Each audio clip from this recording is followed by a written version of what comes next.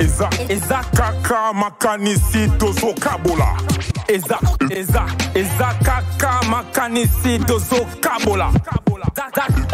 Eza kaka makanisi tozo kabola. Mpeve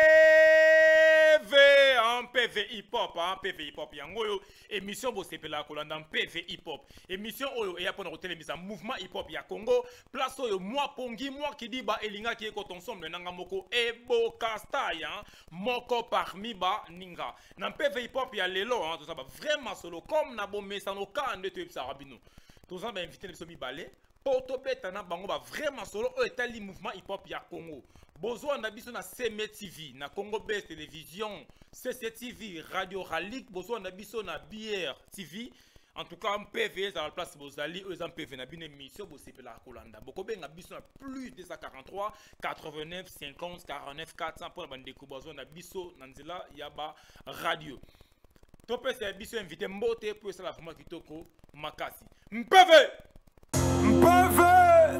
voilà mbote mon ami Mbote Bokastai. PV Zali. PV Adega. Zamba liboso PV hip hop. Mba liboso mais mba liboso te yo nangai. Voilà. Ngana to zaba pa na maya ninga pale. Alors bandi un PV bazolanda yo ba koyi ba Bokastai azana nani.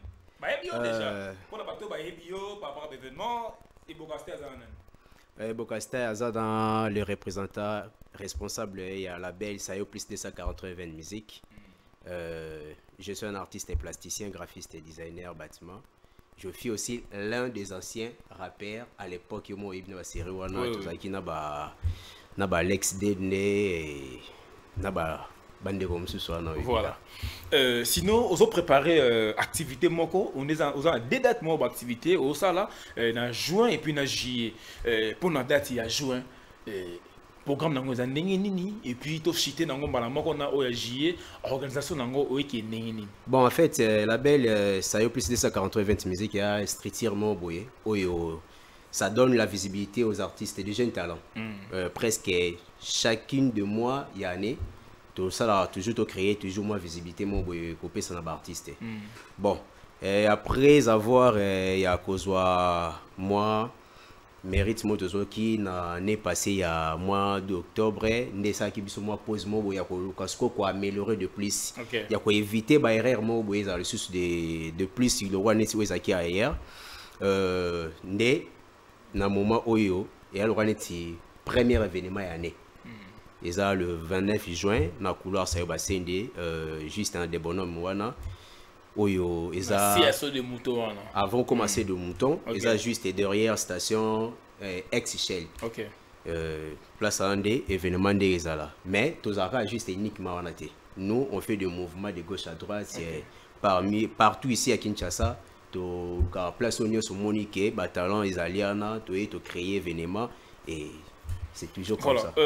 Yo sala mais fort on a robimisa ba jeune talent na ba événement na yo na ba activité salaka ils na ba artiste OP déjà au bandara na bango avant ba zo MPV pas zo MPV au bandara na bango na C et lelo ba muzum PV mais ce qui olingi o sala événement moko o bengiye na ndenge ki a otsa au poids ba boya rabasa moins que ingratitude est-ce que okutana pe nango déjà ouais bon mon de gratitude na kati ya musique on est naturel ouais on a vraiment ngana kokotela mutu te parce que moi-même je suis de l'un on a zara na kati ya wana malgré que biso à l'époque quand on faisait le rap tout ça qui vraiment na ba comportement actuel à présent ba comportement à présent est un peu différent na oizaki à l'époque quand on faisait le rap on faisait le truc machin et tout là ezaki na moi ba streetir mo boy le plupart ezaki ozwa ba rapper ezaki yo bana ba collège boboto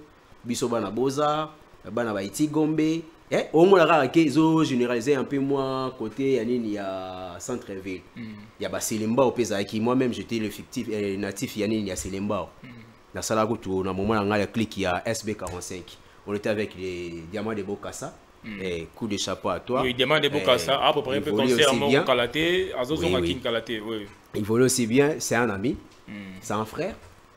oyo to sali na makambo belé.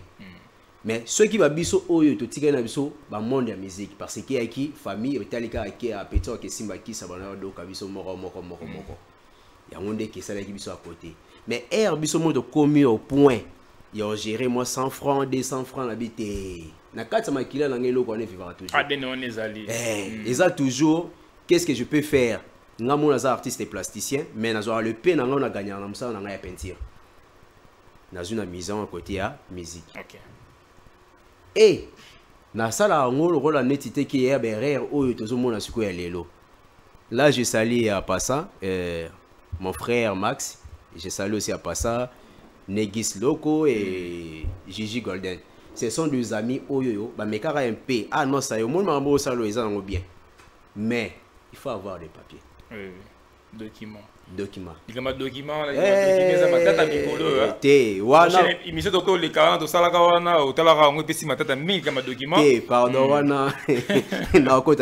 parce que ces deux frères là, ce sont mes frères.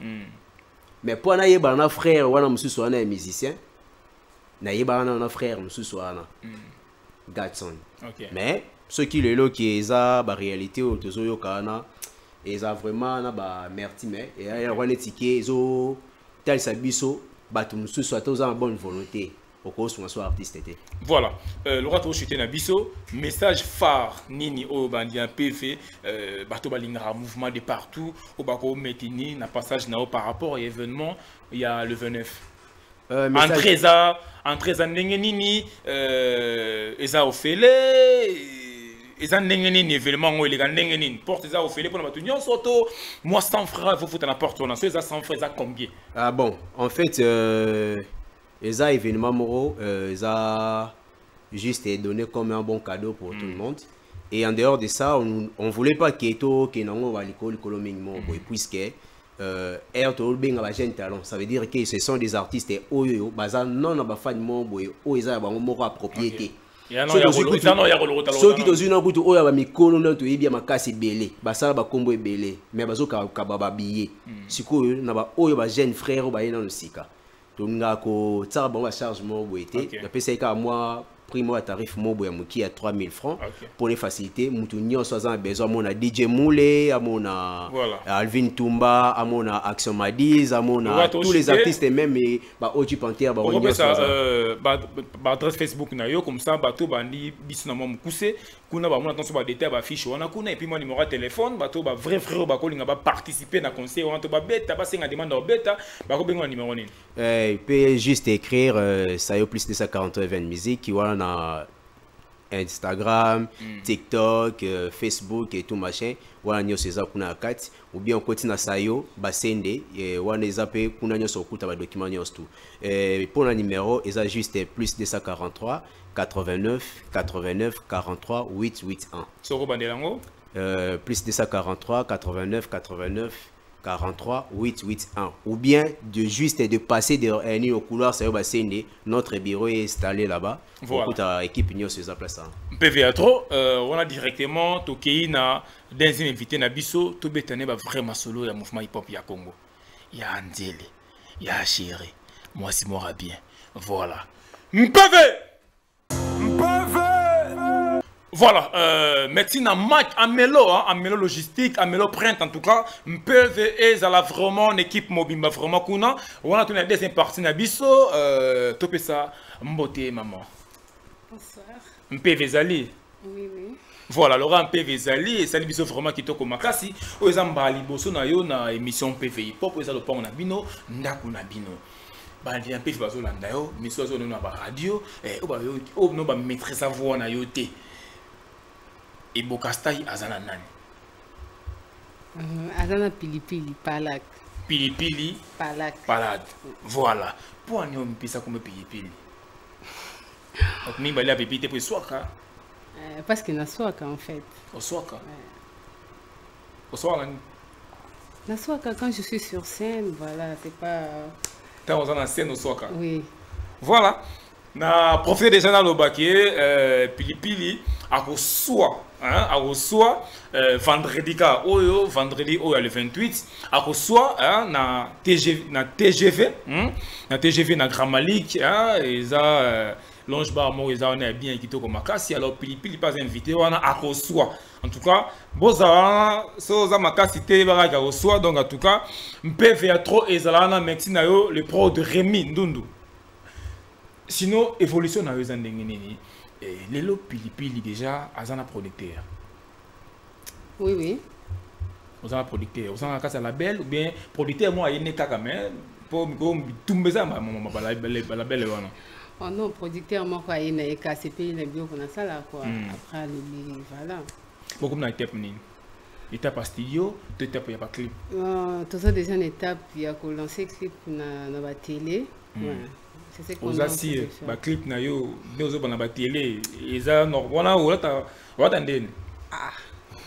Comment tu vas dire, Pilipili, à soi, le clip, il y a dans ezaka ndenge bafana nga baninga ndenge yo pe olingaka te ngai te nga kotsanga te nga tuka nga azala nga awawa nga azala na PV PV balinga bongo nga sambelaka mingi makasi biso tout tosambelaka te kosambela bino koma modifier tokozila non silika et comment modifier comment kosambela bino sama modifier nga sambelaka makasi penza en tout cas nzambe ali mutema na nga ndenge ezali Pilipili tozila son nini ozo bon ça déjà titre nango eza nzoto Pilipili na nzoto yemini ah na nzoto yemini yo zeka bangungi to problème ni za nzoto wana est-ce que bon ngungi azape na nzoto menga na yembela nzoto ya mutu esali nini surtout ko en fait ba nyape bazolanda yo ezamba liboso ba mona yo ba aussi plan Pilipili azoba kitoko aza kitoko sikoyo faut expliquer bango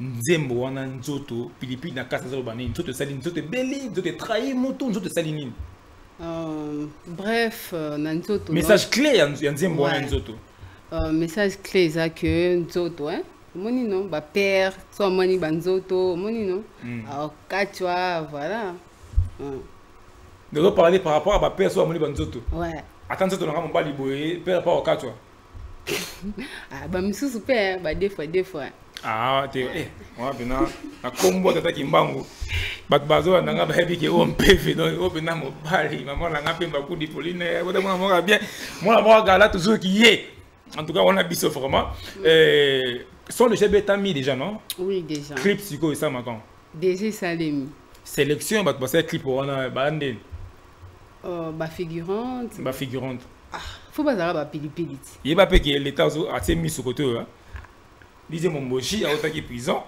hein la likambo tout là qui n'a ngoyete mais il n'est prison il peut so OK ah prison bas des za ngo propre collègue ba mbali ata to ko tala ote ezala ngo problème te sinon à part chose en ngo le 28 na Grand Malik ezala ba show mususu préparé oui na ba show après sortie à clip fona qui est de Dubaï na beta donc mambo ya bien ça quoi OK Dubaï que son belamba to qui est contrat musique non qui est contrat musique donc c'est des travail je peux pas beta en salle ni kuna contrat musique ça clip to beta en salle non pas ça na beta na boîte et puis na beta ba soirée musique de karakuna na kati ya bateau quoi OK je vais jouer na déplacement on va contacter makasi ah mais yo Pilipili vraiment OK yo mo to na manager na toujours avec na manager. OK, naïe. Oui. OK. Vraiment plaisir à trop na sepeli évolution pendant ndenge maram vraiment ezo kende boy et ça vraiment kitoko makasi. Pilipili. Wana regretter maman la lion akufa atika biso pe à son âme. Pourtant na mona yo na mona Pilipili na mona la lion, na mona Rinka. Donc vous avez papa maman moko les autres qui va proposer beta collaboration na Rinka titre aux années na Rinka titre nzembo aux années tini babi yo pesa titre nga oh mais bitin ba fa na Rinka za la banduma ba yo za banani eza ba Pilipili ba été ba Pilipili ah ba Pilipili kaka voilà ezaki MPV na biso na Pilipili poto kabola vraiment makanisi clip ya Pilipili ezali mais Régie kuna batali yango et baluka kaka mais et tangate. Donc en tout cas oh alingi clip à Pilipili là qui est na chaîne YouTube. Oui. Comme on ezali Palak Pilipili au monde. Bon amona ba titre nion so kuna ba mena titre neni. Elengina Pilipili. Voilà pour elengiza wana mais ingénieur Jordi Singabi elengiza beta betaka mais elingo telemate. Donc il y a une raison moni bolandi yango penza te mais so kina chaîne ne à YouTube en tout cas borozo yango na Instagram na ye Pilipili en tout cas borozo ba détail ya marambo vraiment nion surtout o pas lingi collaboration en tout cas azana ye wana zarama PV solara bien borosa collaboration makam vraiment et kinde kitoko makasi o to chité na bi des permis ko pesa numéro na téléphone pour na bato bazan besoin contact na yo. Non, va contacter Kayo en fait. Ok, voilà. Aboyi na ye, bo contacter ka ngai, so contacter ngai, nga na ye bo pesa numéro manager na ye, posto na ba pesa numéro ye, talaka euro. Donc vous allez après 0 on a dit bon maka soit 0 to longoli 081 to longoli 029 to longoli do zera o ilanda wana en tout cas bon ça na chance te bolande ka na ba réseau na ye na ba Instagram na ye na Facebook na ye na TikTok na ye place to landa ka toujours ça la biso makamoka bien banze monnaie PCP ça biso vraiment kitoko il y a trop na habité moi dédicace aux nango pour na ba vrai frère na yo. Je salue mon producteur oui son nom il s'appelle Laure Kibunzi. Okay. Et je salue les Martins officiels. Et je salue aussi, ouais, je salue aussi MPV quoi. Hein? En tout cas, MPV a trop quoi. Bien, voilà. Pese na mbote na Mike Amelo. Ah, na pesi mbote na Mike Amelo, ba bisou ebele, na ngo mingi place aux âges de caresse. Ba bisou ka, ko bisou tina ba caresse. Ba pesa ka mbote, ko tina ba caresse. Yo c'est ça mbote. Mbote caresse.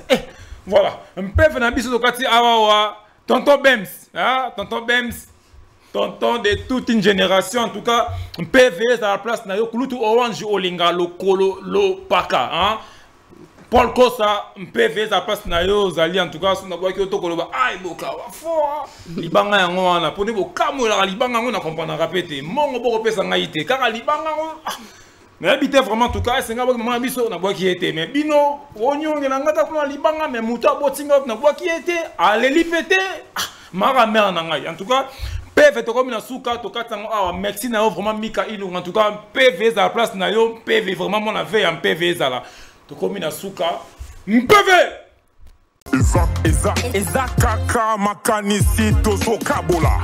Eza kaka makanisi tozo kabola. Eza kaka makanisi tozo kabola.